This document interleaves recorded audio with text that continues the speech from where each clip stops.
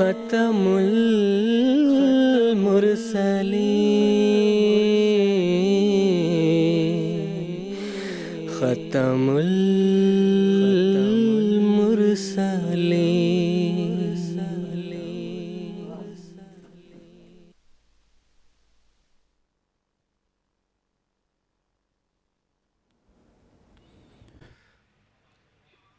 அவுது பில்லாஹி மினஷ் ஷைத்வானிர் ரஜீம். பிஸ்மில்லாஹிர் ரஹ்மானிர் ரஹீம். கண்ணியத்திற்குரிய நேயர்களே, அஸ்ஸலாமு அலைக்கும் வரஹ்மத்துல்லாஹி வபரகாத்துஹு. நேயர்களே, இன்று மே 9ஆம் தேதி 2026 சனிக்கிழமை ஆகும். இந்தியாவில் இப்போது இரவு 10 மணி, GMT நேரம் மாலை 4 மணி ஆகும். இது ராஹேஹுதாக்கான நேரமாகும். நேயர்களே, காதியான் தாருல் அமானில் இருந்து 4 எபிசோடுகளை கொண்ட நேரடி கலந்துரையாடல் நிகழ்ச்சிக்கான தொடருடன் உங்களை சந்திக்கின்றோம். இன்றைய இந்த எபிசோட் இந்த தொடரின் முதலாவது எபிசோட் ஆகும். இந்த முழு தொடரிலும் நாம் அஹ்மதியா கிலாஃபத்தின் அருட்கொடைகளும் பரக்கத்துகளும் குறித்து கலந்துரையாடல் செய்ய இருக்கின்றோம். நேயர்களே, நீங்கள் அறிந்தது போன்று எங்களுடைய இந்த நிகழ்ச்சி இன்டராக்டிவ் நிகழ்ச்சியாகும். அதாவது நீங்கள் உங்களின் கேள்விகளின் மூலமாக எங்களுடைய இந்த நிகழ்ச்சியில் இணைய முடியும். எங்களுடன் இணைவதற்கு நீங்கள் உங்களுடைய டிவி ஸ்க்ரீனில் எங்களை தொடர்பு கொள்வதற்கான அனைத்து விவரங்களையும் பார்த்து கொண்டிருக்கிறீர்கள். நீங்கள் தொலைபேசி இணைப்புகள் மூலமாக எங்களை தொடர்பு கொள்ள முடியும். அதே போன்று டெக்ஸ்ட் மெசேஜ், ஃபேக்ஸ் மெசேஜ் மற்றும் இமெயில் மூலமாக தொடர்பு கொள்ளும் வசதிகளும் உள்ளன. நாங்கள் ஸ்டூடியோவில் கலந்துரையாடல் செய்வதுடன் உங்களுடைய கேள்விகளை ஸ்டூடியோவில் உள்ள ஆலிம்களுக்கு முன்னால் எடுத்து வைப்போம். எங்களுடைய ஆலிம்கள் இதே நிகழ்ச்சியின் மூலமாக உங்களுடைய கேள்விகளுக்கான பதில்களை கொடுப்பார்கள். நேயர்களே, இன்றைய நிகழ்ச்சியின் தலைப்பு, இந்த ஸ்டூடியோவுக்கு வருகை தந்துள்ள கணித்திற்குரிய ஆலிம்களை நான் அறிமுகம் செய்து வைக்கிறேன். மதிப்பிற்குரிய அமித் கௌசர் சாஹிப், மதிப்பிற்குரிய முஜாஹித் சாஸ்திரி சாஹிப், இவர்கள் இருவரும் இன்றைய நிகழ்ச்சியில் என்னுடைய கலந்துரையாடலில் கலந்து கொள்வார்கள். நேயர்களே, உயிருள்ள சமுதாயங்கள் தங்களுக்குள் வாழ்வின் அறிகுறிகளை கொண்டுள்ளன. சமுதாய வாழ்வில் முன்னேறுவதற்கான உறுதிப்பாடு, ஊக்கம், ஆன்மாவை சீர்திருத்துவதில் கவனம் மற்றும் ஒழுங்கமைப்பின் உறுதி ஆகியவை அந்த அறிகுறிகளாகும். இந்த ஒழுங்கமைப்பு ஒரு மையப்புள்ளியுடன் இணைக்கப்பட்டு அனைத்து நபர்களையும் ஒற்றுமை எனும் நூலில் கோர்க்கிறது.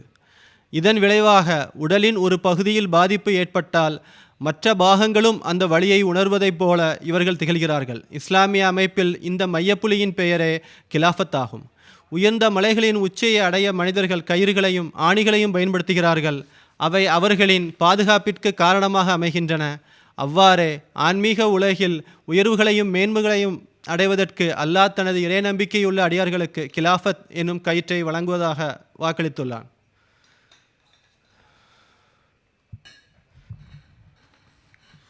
முதல் கேள்வியை ஹமீத் கௌசர் சாஹிபிடம் கேட்க விரும்புகின்றேன்.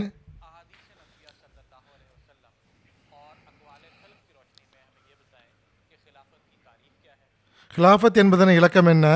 இஸ்லாத்தில் ஹிலாஃபத்தின் முக்கியத்துவம், மகத்துவம் என்ன? திருக்குர்ஆன், ஹதீஸ், முன்னோர்களின் கூற்றின் அடிப்படையில் எடுத்துக்கூறுமாறு கேட்டுக்கொள்கிறேன். பிஸ்மில்லாஹிர் ரஹ்மானிர் ரஹீம்.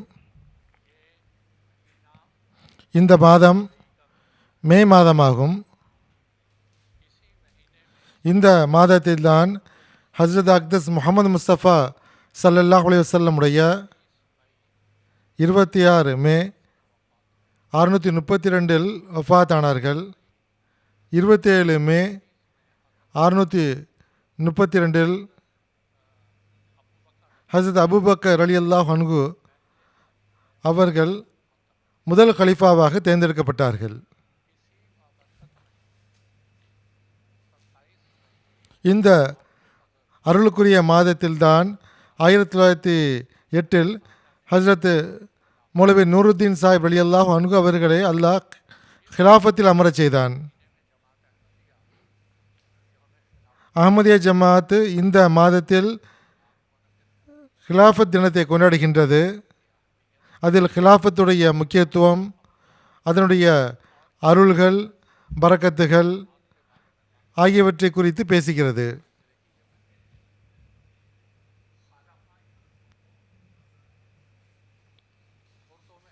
உருதுவில் எளிதாக கூற வேண்டுமென்றால் பிரதிநிதி என்று கூறுவோம். கலீஃபாவை ஒருவர் செல்லும்போது அவரிடத்தில் அமர்வது, இதை கிலாஃபத் என்று கூறுவார்கள். ஹசரத் முகமது முஸ்தபா ஸல்லல்லாஹு அலைஹி வஸல்லம் அவர்கள் 26 மே 632 வஃபாத் ஆனார்கள். அதாவது 1 ரபியுல் அவ்வல் 11 ஹிஜ்ரி அன்று. இது வரலாற்று சுருக்கமாகும்.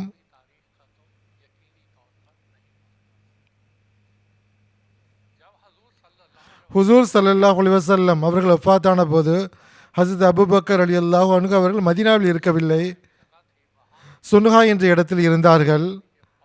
அவர்களுக்கு தகவல் தெரிந்தபோது உடனடியாக மதீனாவுக்கு வந்தார்கள். அவர்கள் வந்து பார்த்தபோது மஸ்ஜித் நபவியில் அனைத்து முஸ்லிம்களும் ஒன்று கூடி இருந்தார்கள். ஹஸரத் உமர் ரலியல்லாஹு அன்ஹு அவர்கள் அங்கு நின்று கொண்டிருந்தார்கள். ரசூலுல்லாஹி கரீம் ஸல்லல்லாஹு அலைஹி வஸல்லம் அவர்கள் அல்லாஹ்வை சந்திக்க சென்றுள்ளார்கள். அவர்கள் திரும்பி வருவார்கள், முனாஃபிக்களை கொள்வார்கள். ரசூலுல்லாஹி கரீம் ஸல்லல்லாஹு அலைஹி வஸல்லம் வஃபாத் ஆகிவிட்டார் என்று யார் கூறுவாரோ அவரை நான் கொன்று விடுவேன் என்று கூறிக்கொண்டிருந்தார்கள். இது ஒரு அபாயகரமான ஒரு காட்சியாக இருந்தது. ஹஸரத் அபூபக்கர் ரலியல்லாஹு அன்ஹு அவர்கள் வருகை தந்தார்கள். இது தற்செயலாக நிகழ்ந்த விஷயமல்ல. பெருமானார் ஸல்லல்லாஹு அலைஹி வஸல்லம் அவர்கள் தமது வஃபாத்திற்கு சில நாட்களுக்கு முன்பு நோய்வாய்ப்பட்டிருந்த போது ஹஸரத் அபூபக்கர் ரலியல்லாஹு அன்ஹு அவர்களை தம் இடத்தில் இமாமா செய்வதற்காக நிற்க செய்தார்கள். ஹஸரத் அபூபக்கர் ரலியல்லாஹு அன்ஹு அவர்கள் வருகை தந்தார்கள். ஹஸரத் உமர் அவர்கள் மிக கடுமையான கோபத்துடன் நின்றபோது உட்காருங்கள் என்று சொன்னார்கள். ஹஸரத் அபூபக்கர் ரலியல்லாஹு அன்ஹு அவர்களுக்கு அல்லாஹ்வின் அசாதாரணமான திறமைகள் கொடுக்கப்பட்டிருந்தன. அன்னார்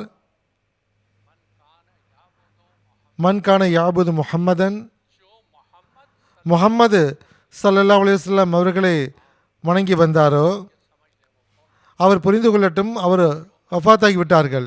எவர் அல்லாஹ்வை வணங்கி வந்தாரோ இன்னல்லாஹ் ஹய்யுன், அல்லாஹ் உயிருடன் இருக்கின்றான் என்று கூறினார்கள்.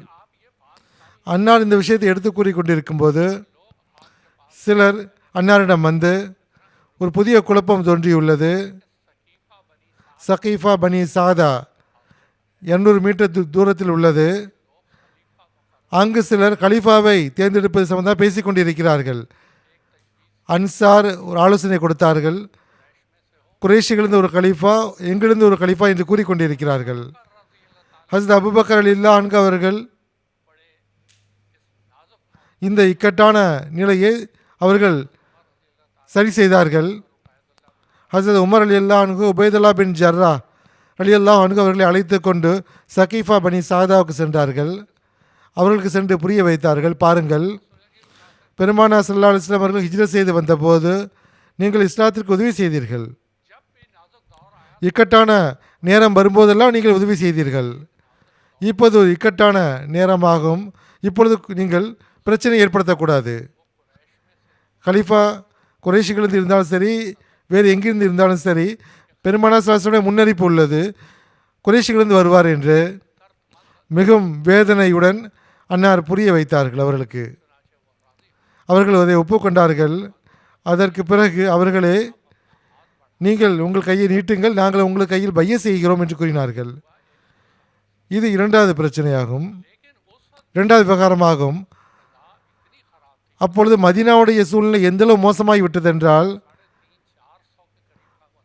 350-400 முனாஃபிக்கள் இருந்தார்கள். அவர்கள் எல்லா விதத்திலும் முஸ்லிம்களிடத்தில் பிளவை ஏற்படுத்த முயற்சி செய்தார்கள். இது கிலாஃபத்துடைய அருளை பாருங்கள். ஹஸரத் அபூபக்கர் ரலியல்லாஹு அன்ஹு அவர்கள் அல்லாஹ் எழுப்பினான், அனைவரையும் புரிய வைத்தார்கள். பாருங்கள், பெருமானார் ஸல்லல்லாஹு அலைஹி வஸல்லம் அவர்கள் கூறினார்கள், மன் மாத லைஸ ஃபி பைஅத்துன் மாத மீத்தத ஜாஹிலியா. எவர்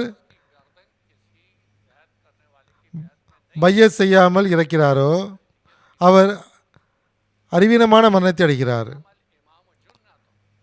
இன்னமல் இமாமத்து ஜுன்னத்துன், இமாம் ஒரு கேடயமாகும்.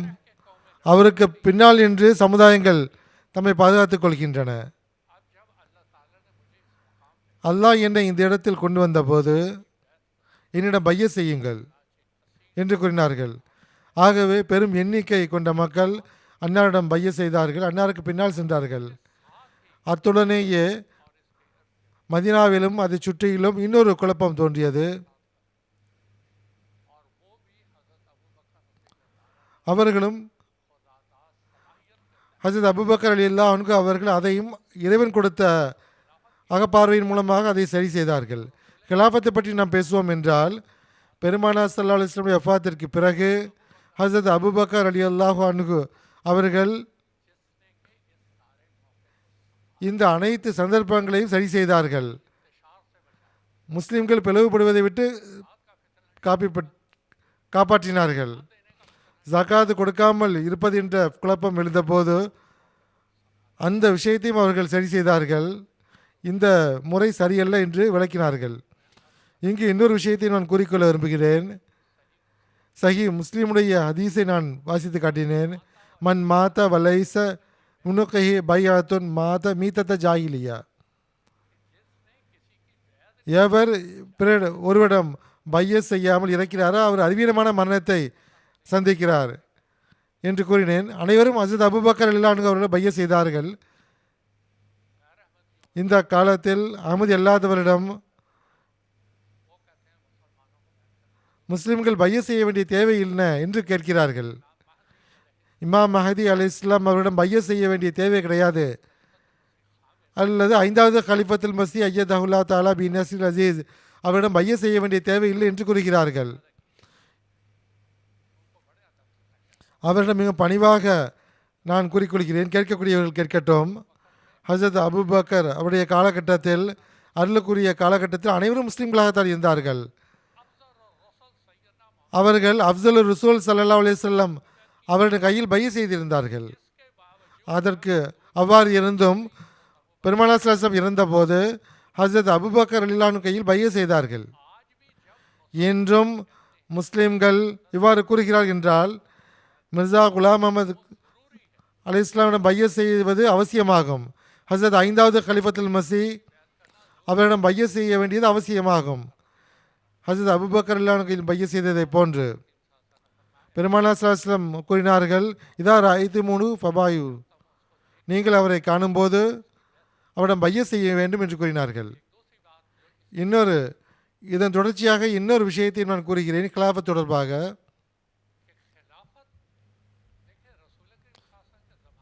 பெருமானார் ஸல்லல்லாஹு அலைஹி வஸல்லமுடைய காலகட்டத்தில் சஹாபிகள் பெருமானார் ஸல்லல்லாஹு அலைஹி வஸல்லம் அவர்கள் கேட்டு வந்தார்கள். சில விஷயங்களை அவரிடம் சஹாபியிடம் தெரிவித்து வந்தார்கள். முனாஃபிக்குடைய எண்ணிக்கையை பற்றி கேட்டு வந்தார்கள் சஹாபிகள். நீண்ட ஹதீஸாகும். அதில் ஒரு சஹாபி கேள்வி கேட்டார்,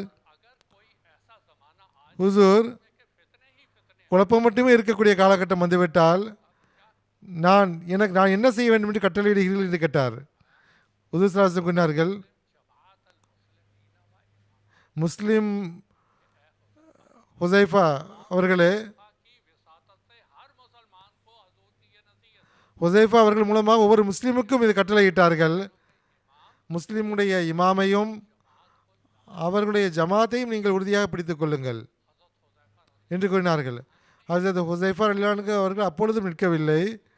மேற்கொண்டு கேட்டார்கள், ஜமாத்தும் இல்லை என்றால், இமாமும் இல்லை என்றால் என்ன செய்வது என்று கேட்டார்கள். ஹுசூர் ஸல்லல்லாஹு அலைஹி வஸல்லம் அவர்கள் கூறினார்கள், ஏதாவது காட்டுக்கு சென்று விடுங்கள், அங்கு வேர்களை சாப்பிட்டு நீங்கள் அங்கே வாழுங்கள், உலகத்திற்கு வரக்கூடாது என்று கூறினார்கள். இன்று முஸ்லிம்களுக்கு நான் நற்செய்தி கூறுகிறோம். அல்லாஹ்வின் அருளால் இமாமும் இருக்கிறார், ஜமாத்துல் முஸ்லிமீனும் உள்ளது.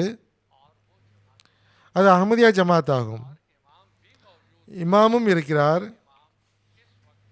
அந்த இமாம் ஹஜ்ரத் இமாம் மஹதி அலைஹிஸ்ஸலாமுடைய 5வது கலீஃபா ஹஜ்ரத் சாஹிப்ஜாதா மிர்சா மஸ்ரூர் அஹ்மது நஸ்ரஹுல்லா நஸ்ரன் அசீஸா அவர்கள் ஆவார்கள். முஸ்லிம்கள் பெருமானார் ஸல்லல்லாஹு அலைஹி வஸல்லம் இந்த கட்டளைக்கு கண்ணியம் கொடுக்கிறார்கள் என்றால், ஃபபாயி ஊஹு தல்சிம் ஜமாத்தல் முஸ்லிமின வ இமாமக்கும், இமாம் மற்றும் ஜமாத்தை உறுதியாக பற்றி பிடித்துக் கொள்ளுங்கள் என்ற கட்டளையே. இந்த விஷயத்தை ஏற்றுக்கொள்கிறார் என்றால் மண் மாத்த பைய செய்யாமல் இறந்துவிடக்கூடாது என்று நினைக்கிறார்கள் என்றால் 5வது கலிஃபத்துல் மசீஹிடம் பைய செய்ய வேண்டும். சையதுனா முகமது முஸ்தபா ஸல்லல்லாஹு கட்டளை ஏற்றுக்கொள்ள வேண்டும். பையத்து ஏன் செய்ய வேண்டும் என்றால் அன்பிற்குரிய எஜமானர் பெருமானார் ஸல்லல்லாஹு அலைஹி கட்டளையாகும். கட்டளைக்கு மாறு செய்ய வேண்டும் என்றால் உங்கள் இஷ்டம். கொஞ்சமாவது கண்ணியம் கொடுக்கிறீர்கள் என்றால் மரணத்தை பற்றி அச்சம் உள்ளது என்றால் அல்லாஹ்வின் முன்னில் ஆஜராக வேண்டும் என்ற அச்சம் இருக்கும் என்றால் இதை சாதாரணமாக எடுத்துக்கொள்ளாதீர்கள். இது அஹ்மதியா ஜமாத் மட்டும் கூறுவது கிடையாது. சையதுனா முஹம்மது ஸல்லல்லாஹு அலைஹி வஸல்லம் அவர்களுடைய கட்டளையாகும். ஹதீஸுகளில் சென்று நீங்கள் படித்து பாருங்கள். சஹீஹ் முஸ்லீமில் பாருங்கள், புகாரியில் படியுங்கள், மற்ற ஹதீஸுகளை பாருங்கள். அதன் பிறகு நீங்கள் அமல் செய்யவில்லை என்றால், இதை நீங்கள் கண்ணியத்திற்குரியதாக கருதவில்லை என்றால் ஒவ்வொரு குற்றவாளியாக ஆக்கிவிடும் பெருமானார் ஸல்லல்லாஹு அலைஹி வஸல்லம் அவர்களை. ஆகவே ஒவ்வொரு முஸ்லீமிடம் நான் என்ன வேண்டுகிறேன் என்றால் இதன்படி சிந்தியுங்கள். பிறகு மிக வேதனையோடு கூறிக்கொள்கிறேன்,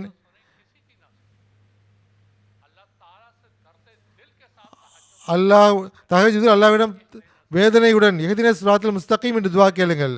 இஹ்தின சிராத்துல் முஸ்தகீம், அல்லாஹ் இந்த விஷயத்தை நான் கேள்விப்பட்டோம், எங்களுக்கு வழிகாட்டுவாயாக என்று கேளுங்கள். அல்லாஹ் உங்களுக்கு வழிகாட்டுவான். ஆகவே மற்ற விஷயங்களை தேவையின்றி பேசாமல், யூடியூப்பில் விதவிதமான விஷயங்களை கேட்காமல் அல்லாஹ்விடம் கேளுங்கள். அல்லாஹ் நிச்சயமாக உங்களுக்கு வழிகாட்டுவான்.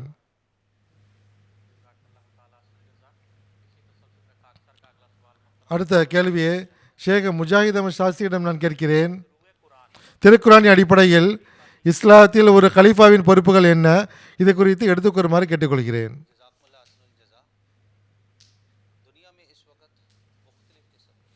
உலகில் இப்போது பல்வேறு ஆட்சிகள் உள்ளன. ஜனநாயக ஆட்சி உள்ளது.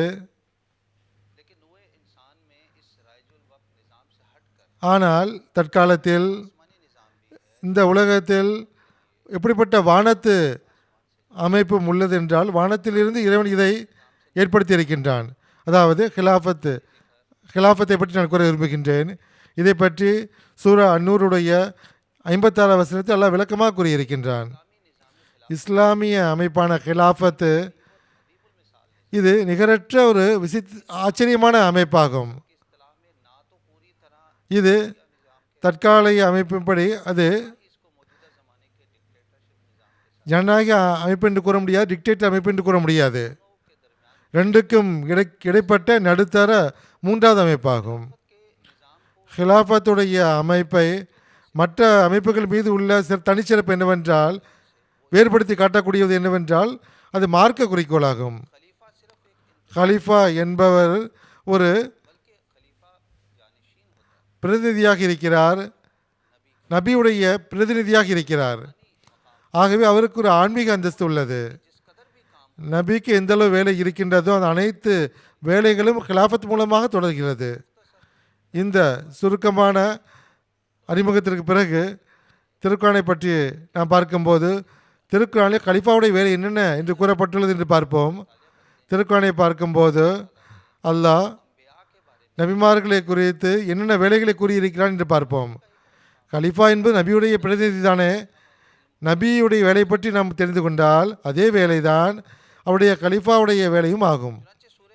சூரா ஜும்மாவில் பெருமானார் ஸல்லல்லாஹு அலைஹி வஸல்லம் அவர்களை பார்த்து அல்லாஹ் கூறும்போது விளக்கமாக கூறியிருக்கின்றான். ஹுவல்லதி பாஸ ஃபில் உம்மியீன ரசூலம் மின்ஹும் யத்லு அலைஹிம் ஆயாத்திஹி வயுஸக்கீஹிம் வயுஅல்லிமுஹுல் கிதாப வல் ஹிக்மா. சூரா ஜும்மா 3வது வசனம். இந்த அருளுக்குரிய வசனத்தில் பெருமானார் ஸல்லல்லாஹு அலைஹி வஸல்லமுடைய 4 வேலைகளை குறித்து விளக்கமாக அல்லாஹ் கூறியிருக்கின்றான். முதல் வேலை வசனங்களை ஓதுவது, 2வது வேலை உள்ளத்தை தூய்மைப்படுத்துவது, 3வது வேலை வேதத்துடைய ஞானத்தை கற்பிப்பது, 4வது வேலை வேதத்துடைய நுட்பத்தையும் கற்றுக் கொடுப்பது. இந்த 4 வேலைகளையும் இந்த முக்கிய பொறுப்பு நபியுடைய வஃபாத்திற்கு பிறகு கலீஃபாவின் பக்கம் அது சென்று விடுகின்றது. உண்மையில் நபிமார்கள் மூலமாக ஏற்படுத்தப்பட்டுள்ள இந்த ஆன்மீக அமைப்பு எப்படிப்பட்ட அமைப்பு என்றால், அல்லாஹ் மனித குலம் வழிதவறி சென்று விடுவதை பார்க்கும்போது நபிமார்களை அனுப்பி வைக்கின்றான். இந்த நபிமார்களுடைய தொடர் மூலமாக ஏகத்துவம் மற்றும் அல்லாஹ்வுடைய அருள்களை அவன் தொடரச் செய்கின்றான். ஒரு நபி மனிதர் என்ற அடிப்படையில் அவர் இறந்து போகக்கூடியவராக இருக்கிறார். அந்த நபி இறந்த பிறகும் கூட அந்த அனைத்து அருள்களும் பரக்கத்துகளையும், திருக்குர்ஆனுடைய நுட்பத்தை கற்றுக் கொடுப்பது, வேதத்தை கற்றுக் கொடுப்பது, எப்படிப்பட்ட மக்கள் மூலமாக அந்த வேலையை அருள்களை தொடர்கிறான் என்றால், எந்த ஒரு மக்களும் பிற்காலத்தில் அந்த அருளை பெறாமல் ஆகிவிடக்கூடாது என்று அல்லாஹ் விரும்புகின்றான். இது குறித்து அஹ்மதி ஜமாத்துடைய தோற்றுநர் கூறுகிறார்கள், கலீஃபா என்பது தூதருடைய நிழலாக இருக்கிறார். ஒரு மனிதன் நிரந்தரமாக வாழ முடியாது. ஆகவே முழு உலகத்தை விடும் சிறந்த படைப்பினமான தூதருடைய படைப்பை, அதன் அருளை நிரந்தரமாக்க அல்லாஹ் ஹிலாஃபத்தை ஏற்படுத்துகின்றான். இதுதான் ஹிலாஃபத்து உடைய அடிப்படை இலக்கணமாகும். நபி மீது நபி இறந்த பிறகு அவருடைய வேலைகளை தொடர்வதற்காக ஹிலாஃபத் ஏற்படுத்தப்படுகின்றது.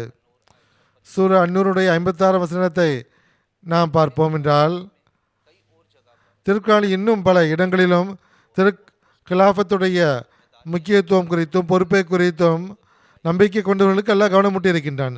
சூரா ஆல் இம்ரானுடைய 103 அல்லாஹ் கூறியிருக்கின்றான், வஅதஸிமு பிஹப்லில்லாஹி ஜமீஅன் வலா தஃபர்ரகு. முஸ்லிம்களே, இந்த அல்லாஹ்வின் கயிற்றை, அதாவது ஹிலாஃபத்தை, இந்த ஹிலாஃபத்தை அனைவரும் உறுதியாக பிடித்துக் கொள்ளுங்கள். அதன் விளைவாக வலா தஃபர்ரகு, உங்களிடத்தில் பிளவு ஏற்படாது.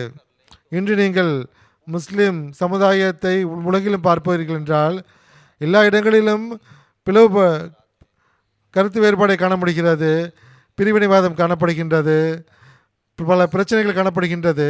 இந்த அனைத்து விஷயத்திலும் தப்பிக்க வேண்டும் என்றால் திருக்குர்ஆன் அதற்குரிய ஒரே தீர்வு. இந்நேரத்தில் அல்லாஹ்வின் முன்னறிவிப்புக்கு ஏற்ப, பெருமானார் ஸல்லல்லாஹு அலைஹி வஸல்லம் வாக்குறுதிக்கு ஏற்ப இந்த காலத்தில் ஏற்படுத்தப்பட்டுள்ள ஹிலாஃபத்திலாம் பைய செய்வதாகும். இப்போது 5வது ஹிலாஃபத்து ஹஸ்ரத் மிர்சா மஸ்ரூர் அஹ்மது 5வது கலிஃபத்துல் மஸீஹ் ஐயதஹுல்லாஹு தஆலா பி நஸ்ரில் அசீஸ் அவர்கள் தற்போது உள்ளார்கள். ஹிலாஃபத்துடைய பொறுப்புகளில் இன்னொரு வேலை என்னவென்றால், ஹிலாஃபத் மூலமாக இஸ்லாமிய பிரச்சாரம் நடக்கின்றது. இது தொடர்பாக நீங்கள் வரலாற்றையும் பாருங்கள். வரலாற்று எந்த அளவு நீங்கள் படிப்பீர்களோ அந்த அளவு ஹிலாஃபத்தை ராஷிதாவுடைய 30 ஆண்டு காலகட்டத்தில் எந்த அளவு இஸ்லாமிய பிரச்சாரம் நடந்ததோ அது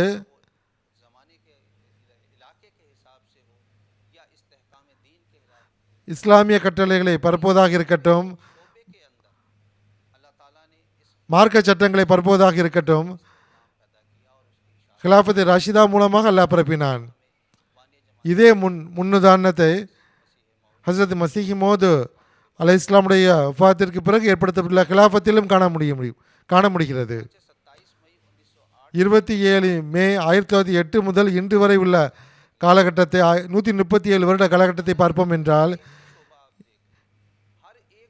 எந்த ஒரு அமைப்பை எடுத்துக்கொண்டாலும் அஹ்மதிய ஜமாத்துடைய படிப்படியான முன்னேற்றத்தை காண முடிகிறது. நிதி அமைப்பை எடுத்துக்கொண்டாலும் சரி, இஸ்லாமிய பிரச்சாரத்தை எடுத்துக்கொண்டாலும் சரி, திருக்குர்ஆனை பரப்புவதாக இருக்கட்டும், எல்லா களத்திலும் ஜமாத் முன்னேறுகின்றது. இது கலிஃபாவுடைய உண்மையான கலிஃபாக்களிலிருந்து கிடைக்கக்கூடிய வழிகாட்டின் அடிப்படையில் இது செய்யப்படுகின்றது. கிலாஃபத்துடைய மற்ற பொறுப்புகளை பார்ப்போம் என்றால், ஷரியத்துடைய கட்டளைகளை நிலைநாட்டுவது ஆகும். நீதியை நிலைநாட்டுவது, சமூகத்தில் அமைதியை நிலைநாட்டுவது. எவர்களெல்லாம் கலிஃபத்துல் மஸீஹுடன் இணைகிறார்களோ, ஜமாத்துடன் இணைகிறார்களோ அவர்களிடத்தில் நீதி நிலை பெற்று விடுகின்றது. நான் கிலாஃபத்துடைய பொறுப்புகளை குறித்து நான் எடுத்து வைக்க இருக்கின்ற கடைசி விஷயம் என்னவென்றால், கலீஃபத்துல் மசீஹுடைய இருப்பு, அன்னாரை ஏற்றுக்கொண்ட பின்பற்றக்கூடிய பைய செய்த அனைவருக்காகவும் அவர்கள் துவா செய்கிறார்கள். இது மிகப்பெரிய அருளாகும். கலிஃபாவின் மூலமாக இந்த அருள் வெளிப்படுகின்றது. ஒரு மனிதன் துவா செய்யும்போது, தமக்காக துவா செய்யும்போது அந்த ஒரு தாக்கத்தை ஏற்படுத்தாது. அல்லாஹ்வின் சார்பாக தேர்ந்தெடுக்கப்பட்ட நபர் அந்த மனிதனுக்காக துவா செய்யும்போது அந்த துவா ஏற்றுக்கொள்ளப்படுகின்றது. ஹஸ்ரத் 5வது கலிஃபத்துல் மஸீஹ் அய்யதஹுல்லாஹ் தஆலா பினஸ்ரில் அசீஸ் அவர்கள் பல்வேறு சந்தர்ப்பங்களில் பலமுறை இது விஷயத்தை கூறியிருக்கிறார்கள். நான் ஜமாத் மக்களுக்கு அதிகமாக துவா செய்கிறேன். ஒரு சந்தர்ப்பத்தில் அன்னார் கூறினார்கள், அஹ்மதிய ஜமாத்துடைய நபர்கள் நட்பேறு பெற்றவர்கள், அவர்களை பற்றிய கவலை கலீஃபாவுக்கு இருக்கின்றது. உலகில் பரவியுள்ள அஹ்மதிகளுடைய எந்த பிரச்சனையாக இருந்தாலும் சரி, அது தனிப்பட்ட பிரச்சனையாக இருந்தாலும் சரி, ஜமாத்துடைய பிரச்சனையாக இருந்தாலும் சரி, கலீஃபாவுடைய பார்வையில் வரும்போது அவர் வெளிப்படையான முயற்சிகளுடன் அவர் துவாவும் செய்கிறார். உலகின் நான் இரவில் தூங்குவதற்கு முன்னால் என்னுடைய மனக்கண்ணோட்டத்தின் மூலமாக நான் சென்றடையாத எந்த ஒரு நாடும் கிடையாது. அவர்களுக்காக துவா செய்யாத எந்த இரவும் கிடையாது. திருக்குரான் கிலாஃபத்தை பற்றி விரிவாக எடுத்து கூறியுள்ளது. கலீஃபாவுடைய பொறுப்புகளை பற்றி கூறியுள்ளது. இதன் அடிப்படையில் நபியுடைய அதே வேலையைத்தான் கலீஃபாவும் செய்கிறார். அச்சத்தை அமைதியாக மாற்றுவது, மார்க்க பிரச்சாரம், ஷரியத்தை நிலைநாட்டுவது போன்ற அனைத்து கட்டளைகளும் வருகின்றது. ஜஸாக்குமுல்லாஹ். நேயர்களே, இந்த நிகழ்ச்சியில் டெலிஃபோன் காலர் இணைந்திருக்கிறார். அமெரிக்காவிலிருந்து சையதா இஃப்ரா ஹக்கீம் சாஹிபா அவர்கள் இப்பொழுது டெலிஃபோன் லைனில் இருக்கிறார். அவரது கேள்வியை கேட்போம். அஸ்ஸலாமு அலைக்கும். மதிப்பிற்குரிய சையதா இஃப்ரா ஹக்கீம் சாஹிபா.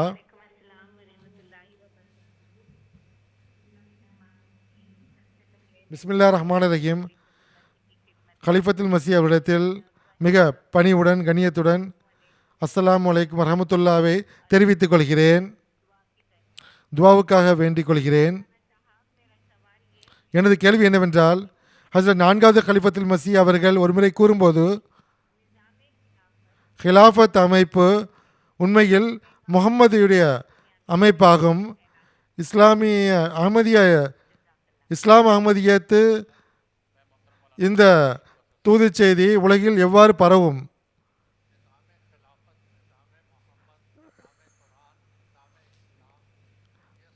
ஹிலாஃபத் அமைப்பு முஹம்மதிய அமைப்பு என்று கூறியுள்ளார்கள். இதனுடைய கேள்வி என்னவென்றால், அஹ்மதி ஜமாத்துடைய தூது செய்தியை உலகில் எவ்வாறு பரப்புவது என்பது அவருடைய கேள்வியாகும். உலகில் அமைதியை நிலைநாட்ட வேண்டுமென்றால் ஹிலாஃபத்தின் வட்டத்திற்கு வரும்போதுதான் அமைதி ஏற்பட முடியும் என்று கூறினேன். இமாம் கேடயம் ஆவார் என்று ஒரு ஹதீஸை எடுத்து வைத்தேன். கேடயத்திற்கு பின்னால் இருந்தால்தான் எதிரிகளுடைய சூழ்ச்சிகளிலிருந்து நாம் தப்பிக்க முடியும்.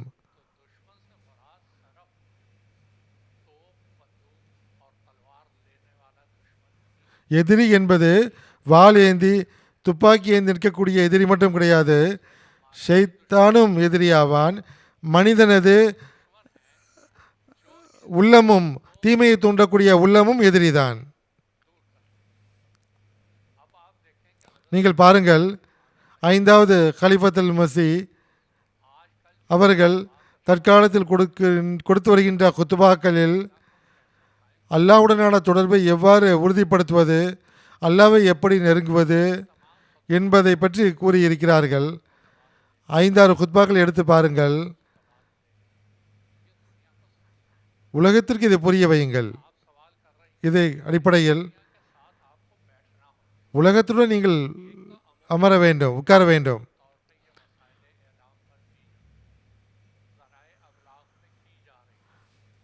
இஸ்லாமிய ஒன்று இந்த அல்லாஹ்வுடைய இருப்பு என்றால் என்ன என்று புரிய வைப்பதாகும். ஹிலாஃபத்து என்பது அல்லாஹ்வை புரிவதற்கான வழிமுறையாகும். அவனது பண்புகளை புரிவதற்கான வழிமுறையாகும். ஹிலாஃபத் என்பது மனித உள்ளத்தை தூய்மைப்படுத்துவதற்கு உள்ள வழிமுறையாகும்.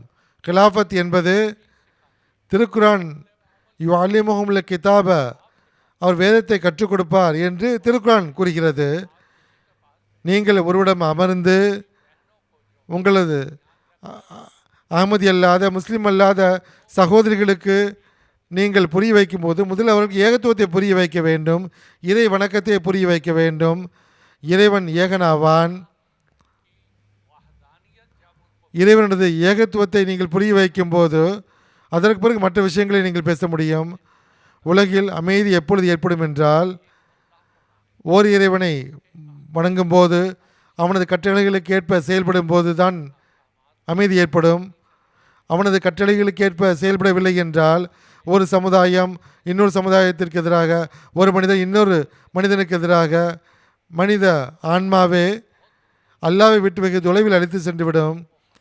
இந்த அனைத்து ஆபத்துகளும் இக்காலத்தில் உள்ளன. இதிலிருந்து தப்பிப்பதற்கு, காப்பாற்றுவதற்கு நம்மிடம் கிலாஃபத் எனும் கேடயம் உள்ளது. குத்துபாக்களை மிக கவனமாக கேளுங்கள், அதன்படி நீங்களும் அமல் செய்யுங்கள், மற்றவர்களையும் அமல் செய்யும்படி கவனமூட்டுங்கள். ஒரு குறிப்பான ஆன்மீக குர்பாவை கேட்டதற்கு பிறகு, அதன்படி செயல்பட்டதற்கு பிறகு ஒரு மனிதனுக்குள் ஆன்மீக மாற்றம் ஏற்படுவதை நீங்கள் உணர முடிகிறது. இது உணர வேண்டிய விஷயமாகும். மனிதன் இதன்படி செயல்பட்டால் அவன் உணர்வும் செய்வான். சுருக்கம் என்னவென்றால், முதல் விஷயம், மற்றவர்களுக்கு அல்லாஹ்வுடைய ஏகத்துவத்தை புரிய வையுங்கள். லா இலாஹ இல்லல்லாஹ், அல்லாஹ் ஒருவன் ஆவான், வணக்கத்திற்குரிய ஒருவன் மட்டுமே ஆவான். அதற்கு பிறகு ஹிலாஃபத்து, கலிஃபத்துல் மஸீ அவர்கள் எதை கூறுகிறார்களோ ஒவ்வொன்றாக அதை எடுத்துக்கூற வேண்டும். இன்ஷா அல்லாஹ் ஒரு மாற்றம் ஏற்படும், உலகில் அமைதி நிலைபெறும். ஜஸாக்குமுல்லா. நேயர்களே, இன்னொரு டெலிஃபோன் காலர் நிகழ்ச்சியில் இணைந்திருக்கிறார். பங்களாதேஷிலிருந்து ஆரிஃபுஸ் ஜமான் சாஹிப் நம்முடன் டெலிஃபோன் லைனில் இருக்கிறார்கள். நாம் அவருடைய கேள்வியை கேட்போம். அஸ்ஸலாமு அலைக்கும் வரஹமத்துல்லாஹி. ஆரிஃபுஸ் ஜமான் சாஹிப்.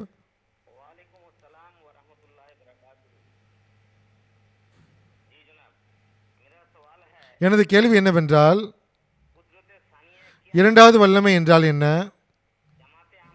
அஹ்மதியா ஜமாத் இரண்டாவது வல்லமையை நிலைநாட்டுவதற்காக என்ன பங்களிப்பை வழங்குகிறது என்பதாகும்.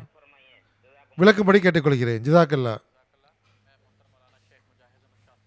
ஷேக் முஜாஹித் அஹமது ஷாஸ்திரி சாஹிப் இதை விளக்குமாறு கேட்டுக்கொள்கிறேன். ஜிதாக்குமுல்லா. ஹஸ்ரத் மசீஹ் மௌஊத் அலைஹிஸ்ஸலாத்து வஸ்ஸலாம் அவர்கள் கிலாஃபத் தொடர்பாக தமது எந்த நூலில் விளக்கமாக கூறியிருக்கிறார்களோ அதில் ஒரு நூல் வசியத் என்ற நூலமாகும். அல் வசியத் என்ற நூலமாகும்.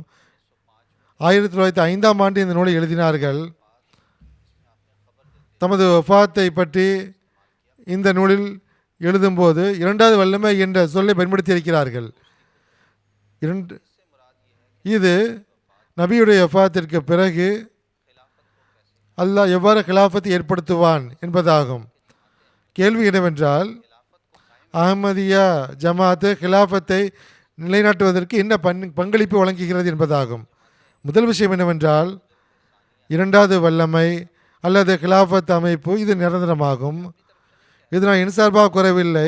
அஹ்மதியா ஜமாத்துடைய தோற்றுனர் ஹஸ்ரத் மசீஹ் மௌஊத் அலைஹிஸ்ஸலாத்து வஸ்ஸலாம் அவர்கள் இந்த நூலான அல் வசியத்தின் நூலில் குறிப்பிட்டிருக்கிறார்கள். ஹுசூர் அவர்கள் கூறும்போது, நீங்கள் இரண்டாவது வல்லமையை காண்பதும் அவசியமாகும்.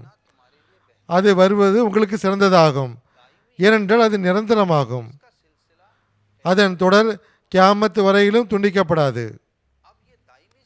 நிரந்தரமான தொடர் என்பதில் நிலைநாட்டுவதற்கு நமது பங்களிப்பை நிற்க முடியும். முதலில் சூரா அன்னூருடைய 56ஆம் வசனத்தை பார்க்கும்போது அல்லாஹ் கிலாஃபத்தை பற்றி வாக்குறுதி அளித்திருக்கும் போது அத்துடனேயே இந்த வாக்குறுதியாகும். இது எப்பொழுது பூர்த்தியாகும் என்றால், வாதல்லாஹுல்லதீன ஆமனு மின்கும் வாமிலு சாலிஹாத், நம்பிக்கை கொண்டவர்களுடன் அவர்கள் நற்செயலும் செய்வார்கள். நம்பிக்கை கொண்டதுடன் நற்செயல் செய்வது அடிப்படை நிபந்தனையாகும். நற்செயலின் பக்கமே கலிஃபத்துல் மஸீஹ் அவர்கள் தமது குத்பாக்களை சொற்பொழிவுகளில் மீண்டும் மீண்டும் கவனமூட்டி வருகிறார்கள். இரண்டாவது விஷயம் கிலாஃபத்து கட்டுப்படுவதாகும்.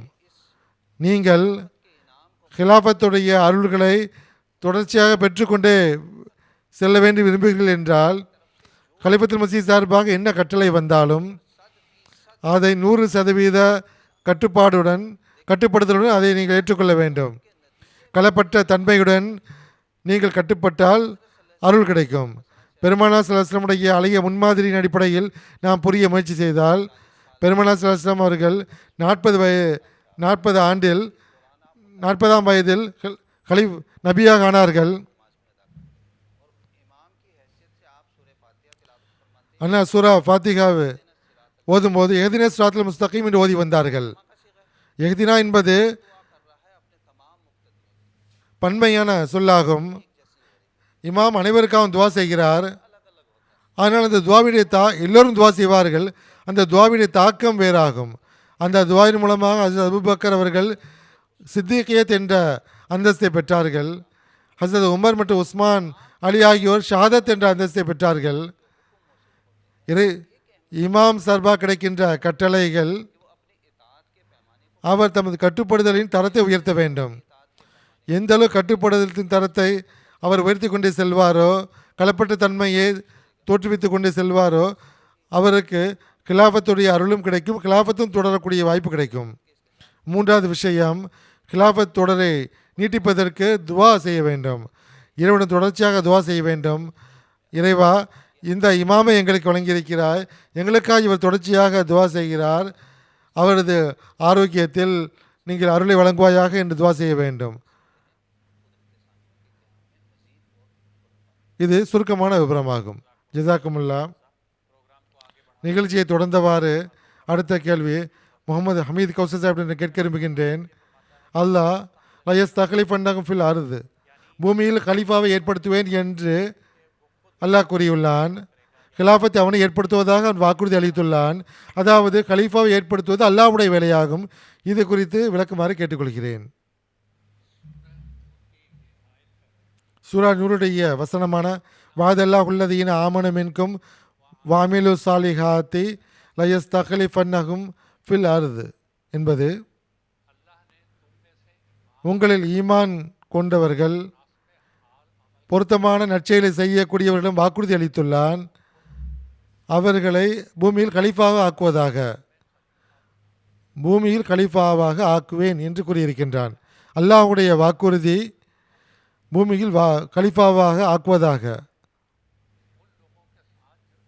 எவர்கள் ஈமான் கொள்கிறார்களோ, நற்செயல் செய்கிறார்களோ, நற்செயல் என்பது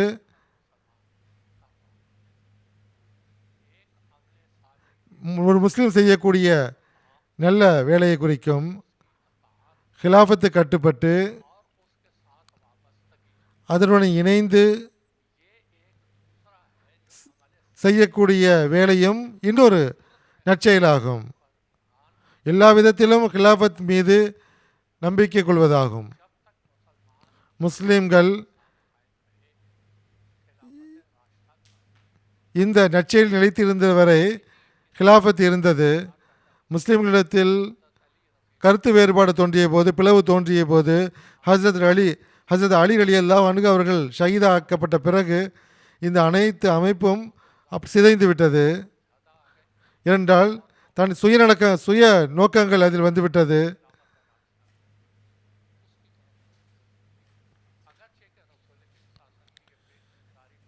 பெருமானார் ஸல்லல்லாஹு அலைஹி வஸல்லம் முன்னறிவிப்பு இருந்தது.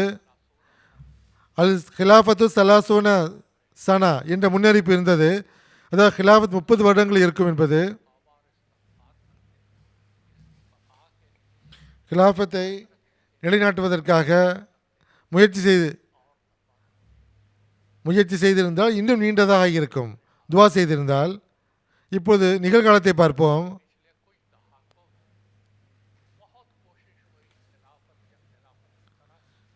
ஹிலாஃபத்தையோ அல்லது ஹிலாஃபத்தை போன்ற அமைப்பை ஏற்படுத்துவதற்கோ எவ்வளவோ முஸ்லிம்கள் எவ்வளவோ முயற்சி செய்தார்கள், அனைத்தும் தோல்வியுற்றன. அதற்கான காரணம் அதில் ஒன்று கூட எந்த ஒரு முயற்சி கூட அல்லாஹ்வுக்காக இருக்கவில்லை, அல்லாஹ்வுடைய கட்டளைக்கு இணங்க இருக்கவில்லை. ஒரு உதாரணத்தை கூறுகின்றேன், பல உதாரணங்கள் இருக்கின்றது. ஒரே உதாரணத்தை கூறுகிறேன்.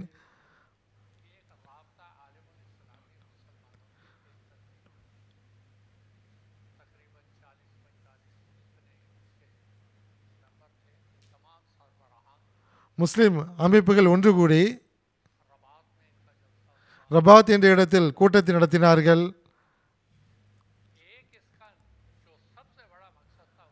அவருடைய மிகப்பெரிய நோக்கமாக எருஷலேம், அல் குதுஸ், மஸ்ஜித் அக்ஸா போன்ற பள்ளிவாசல்களை நாம் விடுதலை செய்வோம் என்பதாகும். 77 ஆண்டுகளாகிவிட்டது, ஒன்றும் செய்ய முடியவில்லை. எது கையில் இருந்ததோ அதுவும் போய்விட்டது. இந்த 2-3 வருடங்களுக்குள் 60,000-70,000 முஸ்லிம்கள் கொல்லப்பட்டு இருக்கிறார்கள், ஷஹீதாகி இருக்கிறார்கள். குழந்தைகள், பெண்கள், பெரியவர்கள் அனைவரும் காசாவில் கொல்லப்பட்டிருக்கிறார்கள். ராப்தா ஆலிமுல் இஸ்லாம் என்ற அமைப்பு அமைதியாக இருக்கிறார்கள், ஒன்றும் செய்ய முடியவில்லை. அல்லாவின் சார்பாக இருக்கவில்லை அந்த அமைப்பு, அல்லாஹ்வுடைய கட்டளைக்கு இணங்கும் இருக்கவில்லை. இதை தவிர முஸ்லிம்கள் இன்னும் பல முயற்சிகளும் செய்தார்கள். கிலாஃபத்துடைய அமைப்பை ஏற்படுத்த வேண்டும் என்று ஒருவருடைய பெயரை எடுத்து கூறி ஒரு கமிட்டியை உருவாக்க முயற்சி செய்தார்கள். ஆனால் இந்த முட்டாள்களுக்கு இந்த விஷயம் புரியவில்லை. ஹிலாஃபத் என்பது நுபுவத்திற்கு பிறகு வரும் என்று தெரியவில்லை. மாகாணத்தின் நபுவத் வரும்போது அதற்கு பிறகு ஹிலாஃபத் வரும். முஸ்லிம்களுக்கு இன்னொரு விஷயத்தை நான் கூறிக்கொள்ள விரும்புகின்றேன். நீங்கள் லட்சம் முறை முயற்சி செய்தாலும் சரி, ஹிலாஃபத் அமைப்பை உங்களால் ஏற்படுத்த முடியாது, ஒருபோதும் முடியாது. இதற்கு நிகராக ஒரு அமைப்பை ஏற்படுத்த முயற்சி செய்தால் அவர் தோல்வி அடைவார். எந்த அமைப்பை லயஸ் தஹ்லீஃப் அன்னா என்ற நான் கலீஃபாவை ஏற்படுத்துவேன் என்று அல்லாஹ் கூறுகிறான், அதற்கு எதிராக நீங்கள் முயற்சி செய்தால் ஒருபோதும் உங்களை ஏற்படுத்த முடியாது. மார்க்க வரலாற்றில் அல்லாஹ்வால் ஏற்படுத்தப்பட்ட அமைப்பை அதை விட்டு முகந்திருப்பிவிட்டு இன்னொரு அமைப்பை ஏற்படுத்த விரும்பினால் இதில் அல்லாஹ் பரக்கத்தை கொடுப்பான் என்று எதிர்பார்ப்பது ஒருபோதும் சாத்தியமில்லை. அல்லாஹ் அவ்வாறு செய்ய மாட்டான். அஹ்மதியா கிலாஃபத் ஏற்படுத்தப்பட்ட நாள் முதல் மற்ற முஸ்லிம்களுக்கு தோல்வி மட்டும்தான் தெரிகின்றது. அல்லாஹ்வுக்காக யாருமே வேலை செய்யவில்லை.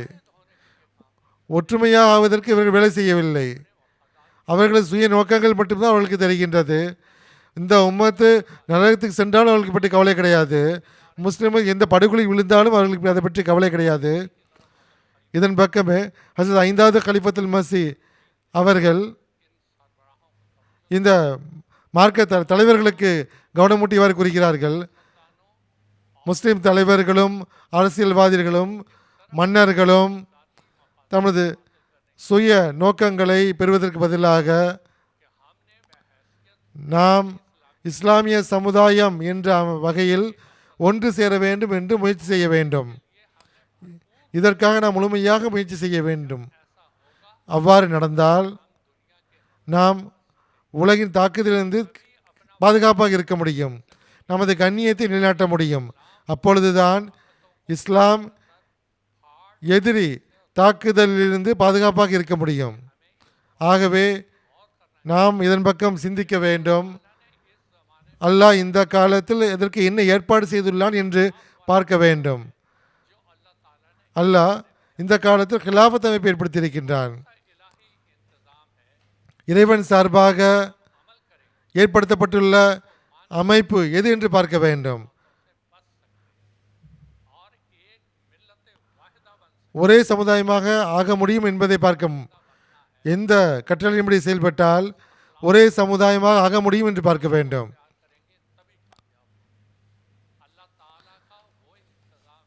அல்லாஹ்வுடைய ஏற்பாடு என்னவென்றால், வாக்களிக்கப்பட்ட மசீஹை அவன் அனுப்பி வைத்துள்ளான் ஒரே சமுதாயமாக ஆக்க வேண்டும் என்பதற்காக. 27 மே அன்று நிகழ்த்திய 2024 அன்று ஆற்றிய சொற்பொழிவில் அன்னார் கூறினார்கள் இதை. இப்பொழுது கேள்வி என்னவென்றால், அல்லாஹ் திருக்குரானில்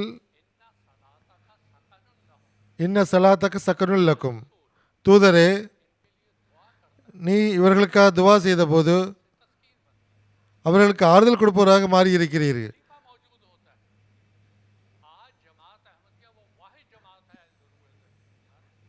தூதருக்கு பிறகு கலிஃபா இருக்கிறார்.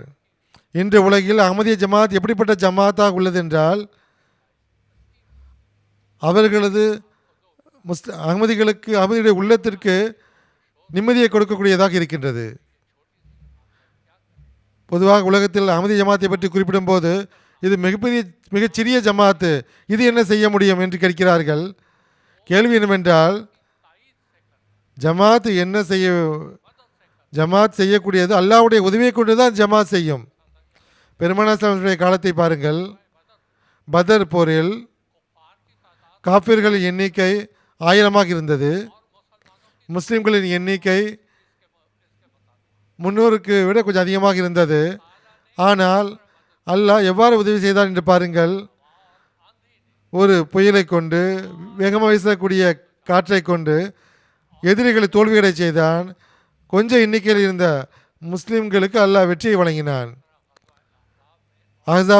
அகல் போரிலும் மற்ற போர்களிலும் அங்கு இருந்த தூதர் அல்லது கலீஃபாவுக்கு அல்லாஹ் வெற்றியை கொடுத்தான். இன்று தற்காலத்தில் நீங்கள் அஹ்மதி ஜமாத்தை பற்றி பேசும்போது முஸ்லிம்கள் ஏதாவது அல்லாஹ்வின் சார்பாக ஏதாவது உதவி கிடைக்கும் என்றால், உயிரோடு இருக்கிறார் என்றால் முஸ்லிம்கள், அதற்கு காரணம் கலீஃபாவுடைய துவாவின் விளைவே ஆகும். ஹஜ்ரத் மஸீஹ் மவ்ஊத் அலைஹிஸ்ஸலாத்து வஸ்ஸலாம் தமது கவிதையில் ஒருமுறை கூறும்போது, எனது உள்ளமே இந்த முஸ்லிம்களுக்காக நீ துவா செய், ஏனென்றால் இவர்கள் உனது நேசர் ஸல்லல்லாஹு அலைஹி வஸல்லம் உடைய அவர்களை பின்பற்றக்கூடியவர்கள் என்று இவர்கள் வாதிப்பவர்கள்தான் என்று கூறினார்கள். ஆகவே கலிஃபத்துல் மஸீஹ் அவர்கள் இந்த முஸ்லிம்களுக்கும் அந்த அவருடைய தலைவர்களுக்கும் அறிவுரை செய்கிறார்கள், கடிதங்கள் எழுதுகிறார்கள். முஸ்லிம்கள் தப்பிக்க விரும்பினால் இந்த ஒற்றுமையின் சிரடில் இணைய வேண்டும், ஒற்றுமை ஏற்படுத்த வேண்டும் என்று தொடர்ந்து கூறி வருகிறார்கள். ஆனால் மீண்டும் நான் இந்த விஷயத்தை கூறிக்கொள்கிறேன். லயஸ்தக்லிஃபன்னஹும், அல்லாஹ் ஹிலாஃபத்தை ஏற்படுத்துவேன் என்று அல்லாஹ் கூறியிருக்கும் போது பூமியில் அல்லாஹ் கலீஃபாவை உருவாக்குவான், அதற்கு உதவியும் செய்வான். அவன் கலீஃபாவை உருவாக்கும் போது தனது ஆதரவையும் உதவியும் அவன் வழங்குவான். ஆகவே உலகில் இருக்கின்ற 72 73 கூட்டங்கள், எத்தனை கூட்டங்கள் இருந்தாலும் சரி, அவர்கள் ஒருபோதும் ஒன்று சேர முடியாது. ஹிலாஃபத்தின் பக்கம் அவர்கள் திரும்பி வராதவரை, ஹிலாஃபத் அமைப்புடன் இணையாதவரை, கலிஃபத்துல் மஸீஹுடைய பேச்சை ஒப்புக்கொள்ளாதவரை இந்த தண்டனை அவர்கள் மீது வந்து கொண்டுதான் இருக்கும். இந்த எதிரியுடைய தண்டனை இவர்கள் மீது இருந்து கொண்டே இருக்கும். தண்டனை முடியவே முடியாது. நமது துவா என்னவென்றால், அல்லாஹ் இவர்களுக்கு நல்வாய்ப்பு வழங்க வேண்டும். வரக்கூடிய காலத்தில் அல்லாஹ் ஏற்படுத்தியுள்ள இந்த அமைப்பை, அதிலிருந்து பயன்பெறக்கூடிய நல்வாய்ப்பு அல்லாஹ் வழங்குவானாக. இந்த கிலாஃபத் எனும் அருளிலிருந்து அவர்கள் பயன்பெற வேண்டும். ஜஸாக்குமுல்லா. அடுத்த கேள்வியை ஷேக் முஜாஹித் அஹமது சாஸ்திரி அவரிடம் கேட்கிறேன். ஹிலாஃபத்து அருள் குறித்து நேயர்களுக்கு எடுத்துக்கூறுமாறு கேட்டுக்கொள்கிறேன். ஜஸாக்குமுல்லா. ஹிலாஃபத்து அல்லாஹ்வின் சார்பாக வழங்கப்பட்ட மாபெரும் அருளாகும். ஹிலாஃபத்து அல்லாஹ்வுடைய கயிறாகும். அதை உறுதியாக பிடிப்பதால் மார்க்கமும் உலகமும் ரெண்டும் கிடைத்து விடுகின்றது. ஹிலாஃபத்துடைய அருள்களோ எண்ணற்றவையாகும். சில விஷயங்களை, சில அருள்களை திருக்கான் கூறியிருக்கின்றது. சிலவற்றை ஓமையாக திருக்கான் கூறியிருக்கின்றது, சிலவற்றை வெளிப்படையாக கூறியிருக்கின்றது. சூரா நூருடைய 56 வசனத்தில் அல்லாஹ் விளக்கமாக கிலாஃபத்துடைய அருளை பற்றி கூறியிருக்கின்றான். நேரத்தை கருத்தில் கொண்டு சில குறிப்பிட்ட விஷயங்களை மட்டும் கூறுகின்றேன். இந்த வசனத்துடைய விளக்க உரையை படிக்கும்போது மற்ற விஷயங்களை நேயர்கள் புரிந்து கொள்வார்கள். கிலாஃபத்துடைய முக்கியத்துவம் என்ன, கலிஃபாவுக்கு பைய செய்ய வேண்டிய தேவை என்பதை பற்றி புரிந்து கொள்வார்கள். முதல் விஷயம், கிலாஃபத்துடைய அருள்களில் ஈமான் கொண்டு நற்செயல் செய்பவர்களுக்கு கிலாஃபத்துடைய வாக்குறுதி உள்ளது. எந்த ஜமாத்தில் கிலாஃபத்து உள்ளதோ அதனுடைய பெரும்பாலார் ஈமான் கொண்டவர்கள், நற்செயல்கள் செய்தவர்கள் என்பதை புரிந்து கொள்ள முடிகிறது. ஈமானும் நற்செயலும் கொண்டவர்கள் என்பதை புரிந்து கொள்ள முடிகிறது. இரண்டாவது விஷயம் என்னவென்றால், உள்ளத்திற்கு அமைதி கிடைக்கின்றது. இரண்டாவது விஷயம், மார்க்கம் உறுதியாகின்றது. மூன்றாவது விஷயம், கிலாஃபத் மூலமாக நம்பிக்கையாளர்கள் காணப்படுகின்ற அச்சமான நிலை அமைதியாக மாறிவிடுகின்றது. நான்காவது விஷயம், கிலாஃபத் மூலமாக ஏகத்துவம் நிலைநாட்டப்படுகின்றது. இறை இருப்பு, அவனது ஏகத்துவம், அவனது பண்புகள் பற்றி தெரிய வேண்டும் என்றால் கிலாஃபத்தை நீங்கள் அறிய வேண்டும். ஐந்தாவது விஷயம், இந்த வசனத்தில் கூறப்பட்டுள்ளவை தொழுகையை நிலைநாட்டுவது, ஜக்காத்தை கொடுப்பது, இவையும் கிலாஃபத் மூலமாக தான் நீங்கள் பெற முடியும். இந்த ஐந்தையும் இந்த குறிப்பிட்ட நேரத்தில் விளக்கமாக கூற முடியாது. மார்க்கத்தை உறுதிப்படுத்துவது என்ற விஷயத்தை பற்றி மட்டும் நான் கூறிவிடுகின்றேன். நீங்கள் இந்த விளக்கத்தை பார்க்க வேண்டும் என்றால் இஸ்லாமிய வரலாற்றை பார்க்க வேண்டும்.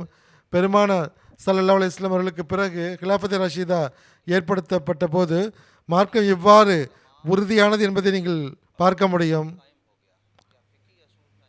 அது மார்க்க சட்டமாக இருந்தாலும் சரி, பைத்துல் மால் அமைப்பாக இருந்தாலும் சரி, இஸ்லாமிய பிரச்சாரமாக இருந்தாலும் சரி, உள்ளத்தை தூய்மைப்படுத்துவதாக இருந்தாலும் சரி, எந்த வகையில் பார்த்தாலும் கிலாஃபத் ராஷிதாவில் அவர்கள் முன்னேறி கொண்டே சென்றார்கள். பெருமானா ஸல்லல்லாஹு அலைஹி வஸல்லம் முன்னறிவிப்புக்கு ஏற்ப அஹ்மதி ஜமாத்துடைய ஸ்தாபகர் ஹஸரத் மிர்சா குலாம் அஹமது அலி இஸ்லாம் அவர்கள் வஃபாத்தான போது அடுத்த நாள் 27 மே 1908 மீண்டும் கிலாஃபத் அமைப்பு ஏற்படுத்தப்பட்டது. இதுவும் கிலாஃபத் அலா மின்ஹாஜின் நுபுவா என்ற அடிப்படையில் அமைந்தது. நுபுவத்திற்கு பிறகு கிலாஃபத் ஏற்படுத்தப்பட்டது. முந்தைய காலகட்டங்களிலும் கிலாஃபத் ராஷிதாவுடைய காலத்திலும் எவ்வாறு கிலாஃபத் ஏற்படுத்தப்பட்டதோ அதே போன்று இந்த காலகட்டத்திலும் அஹ்மதியா ஜமாத்தில் அல்லாஹ் கிலாஃபத் ஏற்படுத்தினான். அதன் மூலமாக மார்க்கம் உறுதியாகி கொண்டே செல்கிறது. எளிய சொற்களை புரிய வைக்கணும் என்றால், அஹ்மதியா முஸ்லிம் ஜமாத்து என்னவெல்லாம் மேலே நடக்கின்றதோ அந்த அனைத்தும் கிலாஃபத்துடைய அருளினால் நடக்கிறது. பல்வேறு மொழிகளில் திருக்குறானுடைய மொழியாக்க பணியாக இருந்தாலும் சரி, அஹ்மதியா ஜமாத்து உலகில் 80க்கும் அதிகமான மொழிகளில் உலகில் மொழியாக்கத்தை வெளியிட்ட ஒரே ஜமாத் ஆகும். அது உலகெங்கிலும் பள்ளிவாசலில் கட்டக்கூடிய பணியாக இருக்கட்டும், முழு உலகிலும் மொபைல்களை அனுப்பி வைத்து இஸ்லாமிய பிரச்சார பணியாக இருந்தாலும் சரி, எம்டிஏ உடைய அருளுக்குரிய அமைப்பாக இருந்தாலும் சரி, இதுவும் கிலாஃபத்துடைய அருள் தான். பைத்துல் மாலுடைய அமைப்பு, கதாவுடைய அமைப்பாக இருந்தாலும் சரி, ஷூராவுடைய அமைப்பாக இருந்தாலும் சரி, அஹ்மதியா ஜமாத் என்னவெல்லாம் நடக்கிறதோ அந்த அனைத்தும் கிலாஃபத்துடைய அருள் மூலமாக தான் நடக்கின்றது. மார்க்கத்தை உறுதிப்படுத்துவதை எடுத்துக்கொண்டால் பொருள் தியாகத்தை கொள்ளுங்கள். ஹஸரத் மஸீஹ் மவ்ஊத் அலைஹிஸ்ஸலாத்து வஸ்ஸலாம் அவர்கள் அஹ்மதியா ஜமாத்துடைய அடிக்கலை வைத்த போது அப்பொழுதிருந்து இப்பொழுது வரை 137 ஆண்டுகள் கழிந்து விட்டன. அப்பொழுதிருந்து இப்பொழுது வரை உள்ள வரலாற்றை பாருங்கள். அஹ்மதியா ஜமாத்துடைய பட்ஜெட்டு முந்தைய ஆண்டை விட அந்த ஒவ்வொரு ஆண்டும் அதிகரித்து கொண்டே செல்வதை பார்க்க முடிகிறது. 1 அணா 2 அணாக்களை கூட ஆரம்ப காலத்தில் கொடுத்திருக்கிறார்கள். அந்த தியாகம், பொருள் தியாகம் முன்னேறி கொண்டே சென்றது. முதல் உலகப்போர் வந்தது, 2வது உலகப்போர் வந்தது, பேரழிவுகள் வந்தன, கொரோனா வந்தது. ஆனால் எப்படிப்பட்ட அழிவுகள் வந்தாலும் அஹமதியா முஸ்லிம் ஜமாத்தை சார்ந்தவர்கள் பொருள் தியாகம் செய்து கொண்டே சென்றார்கள். ஆகவே கிலாபத்துடைய அருளின் காரணமாகத்தான் வக்ஃபு ஜதீதுடைய தோற்றத்தில், தெஹ்ரீக் ஜதீதுடைய தோற்றத்தில், ஜாமியா அஹமதியாவுடைய இன்டர்நேஷனலுடைய தோற்றத்தில் பார்ப்பீர்கள் என்றால், அஹமதியா ஜமாத்துடைய அனைத்து கல்வி சார்ந்த நிறுவனங்களையும் பார்ப்பீர்கள் என்றால் அனைத்தும் கிலாபத்துடைய அருள்தான். ஜமாத்துக்குள் ஒற்றுமை உள்ளதென்றால் அதுவும் கிலாபத்துடைய அருள்தான். எந்த ஒரு பெரிய ஆலிமாக இருந்தாலும் சரி, எவ்வளவு பெரிய முஃப்தியாக இருந்தாலும் சரி, அவர் ஒற்றுமை உருவாக்க முடியாது. கிலாஃபத் மூலமாகத்தான் அல்லாஹ் ஒற்றுமையை உருவாக்கினான். இன்று ஒரு அகமதி ஆசியாவை சார்ந்தவராக இருந்தாலும் சரி, ஐரோப்பாவை சார்ந்தவராக இருந்தாலும் சரி, இன்னொரு அகமதியை சந்திக்கும் போது அவர் அன்புடன் சந்திக்கிறார். அந்த ஒற்றுமை வெளிப்படையாக தெரிகிறது, அந்நியர்களுக்கும் இது தெரிகிறது. கிலாஃபத்துக்கு மிக அவசியம் என்னவென்றால், அகமதிகளாக நமக்கு நாம் இந்த அருள்களை தொடர செய்வதற்கு தொடர்ந்து துவா செய்ய வேண்டும். துவாக்கள் மூலமாக கலிஃபத்துல் மசீஹ்க்கு உதவி செய்ய வேண்டும்.